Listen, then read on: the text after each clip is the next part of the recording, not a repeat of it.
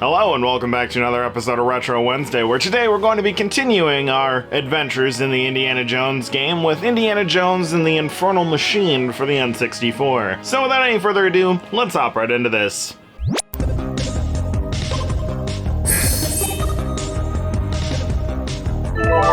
Now, if you're unfamiliar with this game, it was actually made by Factor 5, the same studio who does the, the Rogue Squadron games for Star Wars. So if you're familiar with those, this should be, right at home for you. Although, Rogue Squadron is a ship-based flight game, and this is an action platformer with Indiana Jones. But tomato, tomato. So this is Indiana Jones and the Infernal Machine. I believe this is the only Indiana Jones game on N64. If I'm wrong, go ahead and correct me. But this was definitely one of the first 3D action platforming Indiana Jones games to be released. And you may have seen this before by, covered by the Angry Video Game Nerd when he was doing his stuff on the Indiana Jones games. And to be fair, this isn't the worst thing in the world. It's definitely an N64 action platformer, if there is anything I have to say about it. But it's not the worst thing in the world, it just feels kind of jank. But then again, a lot of games in this era kind of felt a little jank, and that was just because, this was the first foray into 3D, and nobody really knew how to, do the controls well. Let's see. Alright, we're supposed to grab this stone here, and then we will pull her out, and, do our normal platforming things where we get to hopefully climb up it. Let's see, is this the only thing that we have going? Do we have... Oh, we do have free camera control. Okay, so there is like a little building or something up there. Can I... Alright, I want to put the gun away. And we want to climb up here. Okay, can I get up into that? I don't know. But yeah, this game is extremely jank, and if you have seen the AVGN video on it, they did not make it very far, mainly because of snakes, and I think they kept getting poisoned and died. So hopefully we'll make it a little farther. There we go. We managed to make the jump. Ooh, what do we got here? We got like a little piece of treasure here. Can I pick that up? There we go. Oh, it's money. Nice. Our first little secret there. Some money. But yeah, as I was saying, hopefully we don't get absolutely bested by the snake like they did in their video. The real trick to getting past that part, or any part with the snake, is just use your gun and then just shoot the ever-living snot out of it, to be entirely honest. Alright, can we make this jump? Nice. Now can we make this jump? There we go. With this being one of those early platforming games, there's not a whole lot in terms of the level variety. This obviously is the first level, so it is kind of, a tutorial mission as to how you are supposed to use all of your equipment, that being, the whip, which I think we need to be underneath the mounting point in order to use our whip. There we go.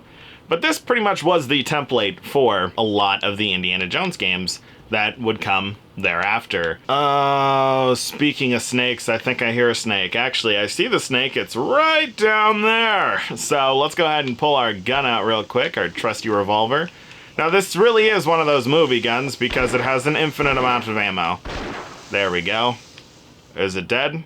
I think so. Can we pick the snake up? No, we cannot. First snake down, and we are still alive. That is a big plus there. Is there any sort of treasure that we can pick up in this area? It does not look like there is, unless there's something over here. Oh, what is this?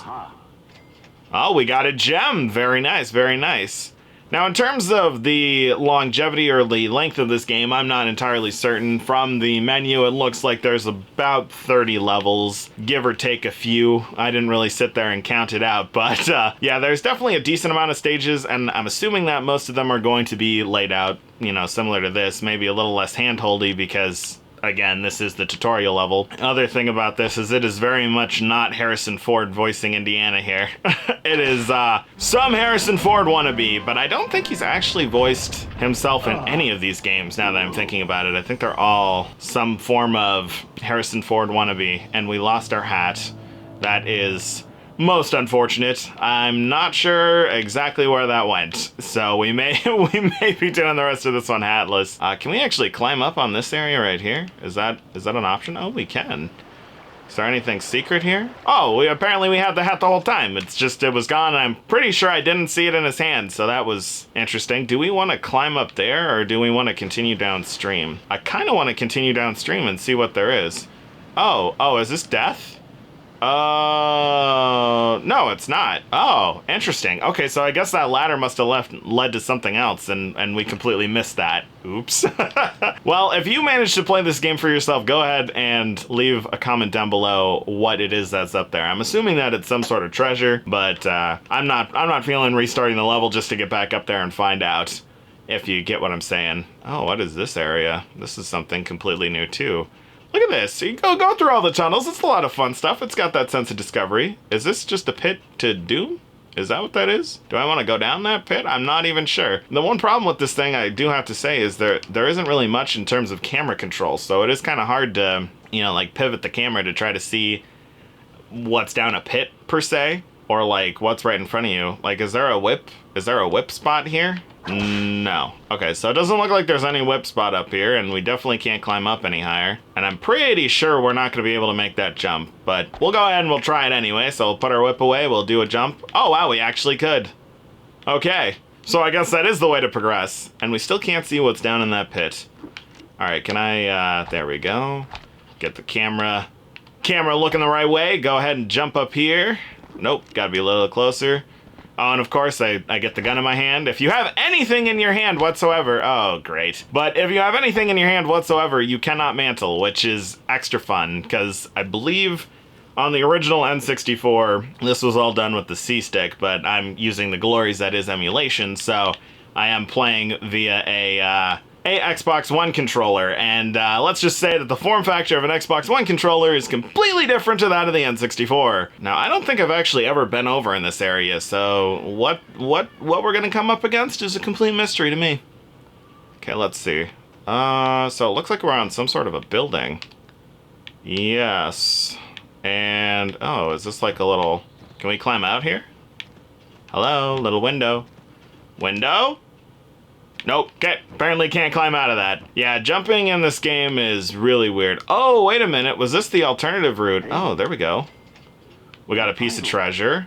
And then does this go into the... Where does this lead? Oh, we're back in the beginning here. Okay, so that's the little secret that we found. And that means that we get to do all of that all over again. Isn't that just swell? Oh, we actually can't because this thing's destroyed. Can I use the whip? I can't. Okay, interesting. So instead of using the whip, what do we do? Actually, can I go this way and just like climb up that? Okay. Then can I climb up here? Oh, there we go. Okay, that wasn't as hard as I thought it would be. Perfect. Oh, geez. Okay, so what we did last time was we fell down the stream, so I guess let's climb up this time and see if that is the way that we're supposed to go, because obviously the other route was just more for treasure. So if we climb up here, what do we have? Up here's another piece of treasure. Ooh, a gold bar with some writing on it. Very nice, very nice. And we got ourselves another ladder. Now, is this just going to lead back to where we just were? Or is this going to progress us somewhere else? Okay, so now we're on top of the destroyed building. If we climb up here, is there anything?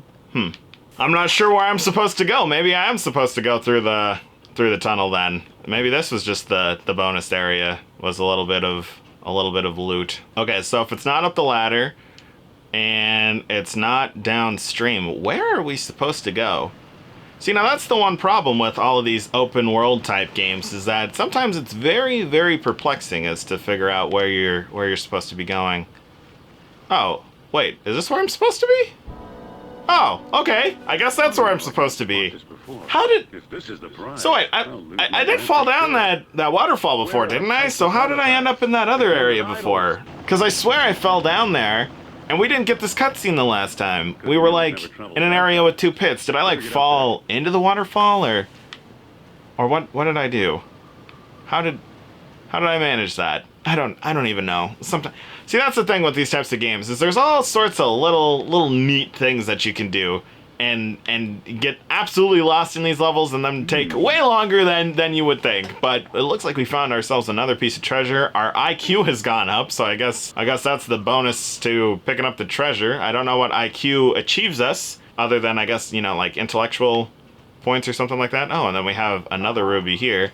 See, you can really tell that this is a tutorial level because we don't have to look hard at all in order to find any of this stuff. Let's go ahead and see if we can make our way over to that helicopter, because I'm assuming that that is probably the objective that we're trying to get to. And what is this? Some more coins, a pile of coins. Completely optional area. Oh, and how do I get out of here? I'm pretty sure I didn't just trap myself. There we go. Yeah, a lot of the ledges in this game don't look like they'd be climbable, but he has like 2 types of jumps. So if you like jump when you're standing next to a platform like that, you'll just climb up it. But then if you jump at a different platform, he'll do like a normal thing. It's very weird. It's very weird. If you're used to like modern controls for these sort of platformer games, this is definitely something that that is a little foreign and kind of archaic. It is definitely an old control style. This is definitely, I can tell from just this first level that it's probably a pretty heavy like parkour based game.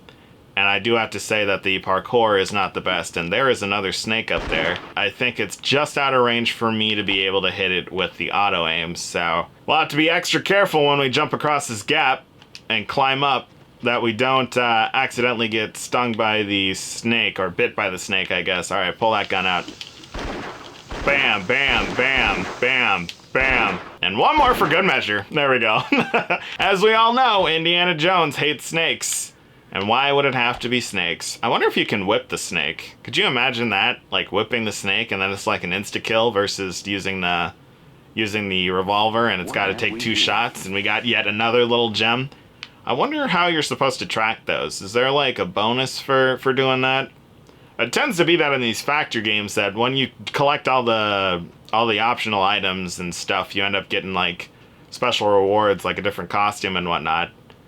But we have yet another large jump here, so whoop, and I missed completely. Absolutely fantastic. Now, if I continue the level, where is that gonna put me? Please don't be all the way at the beginning. Oh, okay, this isn't actually too far away. That's pretty nice. That's pretty kind of it. Yeah, that is definitely, though, the one like weak point in this game is the jumps are so bad. Like some of these larger gaps, you have to get a running start, and if you just he can fly mid-jump. Oh, I didn't want to go up there. Oopsie. But he can like fly mid-jump, so you can have him go off kilter super easy, like if your stick has any form of drift, and then you'll end up meeting the demise like I just did right there. So let's try this again. There we go, and then we'll climb up. And is this the end here? Oh, yeah, well, there's the chopper. Yeah, this must be the end of the level. Oh, he is... Indiana's a handsome fellow here. Oh my gosh, he just looks all sorts of N64 goodness. Oh my gosh, even this. It's almost like GoldenEye flashbacks if you've ever played GoldenEye for the N64 and the way their faces look. Oh, let's just say they're not the most emotive thing in the world. Now that's just about all the time we have for Indiana Jones and the Infernal Machine, so if you enjoyed, remember to drop a like and make that subscribe button glow so that you don't miss any future content. And if you have any suggestions for games you'd like to see covered, be sure to leave it down in the comments or pitch it at our official Discord server. Link down below in case you're interested in stopping by. And with that, I'll see you in the next one.